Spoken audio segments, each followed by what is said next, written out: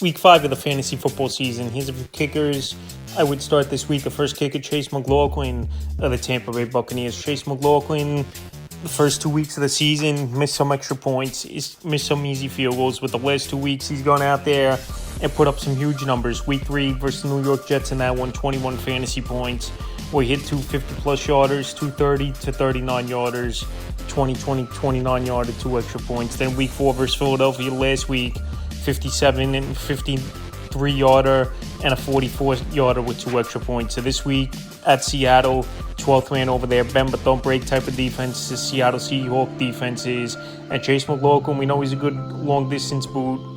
I know obviously he's been a better kicker throughout his career, and we've seen it already this year at home than he's in on the road in sunny Tampa Bay. But this week at Seattle, it's going to be a tight contested game, I think, here in week 5, and it could come down to both kickers in McLaughlin and Jason Myers. So right now, while he's back on track and kicking the football well, he's definitely a kicker I would start this week, especially in a high-powered offense, even with the injuries over there in Tampa Bay. The next kicker, Spencer Schrader of the Indianapolis Colts, to start the season. 4 weeks in a row, double-digit fantasy points. Opportunities have been there weekly for Schrader, and he's another kicker, even though I know all around the league now, these kickers make 50-plus yarders like it's nothing. And this week, a good matchup versus the Vegas Raiders. Indianapolis back home after a 2-game road trip in the first 2 weeks of the season for Schrader. Week 1 versus Miami, 16 fantasy points. And week 2 versus Denver, 18. So Indianapolis puts more points on the board at home, and obviously an indoor game, which is always a plus. And like I said, this Raider team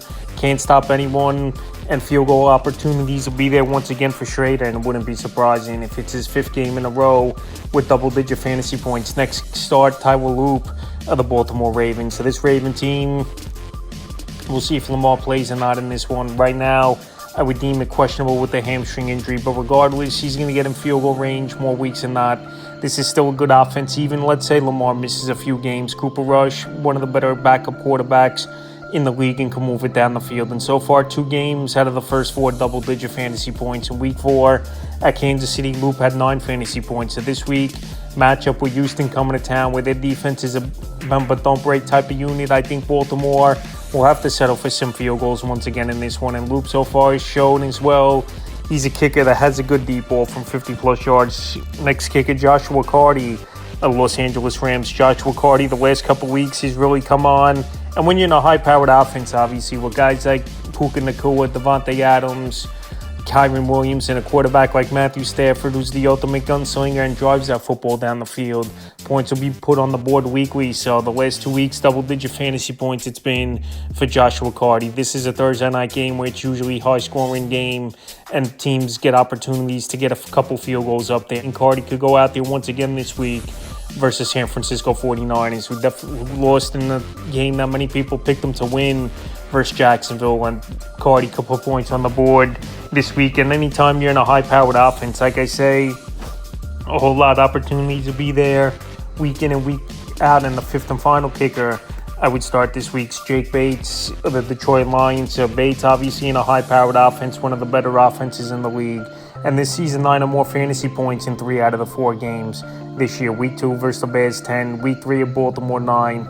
And Week 4 versus Cleveland, 13 fantasy points in that one. So Week 5, a good matchup with the Cincinnati Bengals. We know their defense isn't that good. Obviously, Cincinnati, they're giving up a lot of points. They give up the 12th most fantasy points to kickers. So Detroit, I know their teams, for the most part, been better at home putting up points on the board than on the road, but they're still going to get theirs. Obviously, I think this Detroit Lion team, in terms of getting in the red zone, in terms of scoring at least over 24, 25 points in this ball game.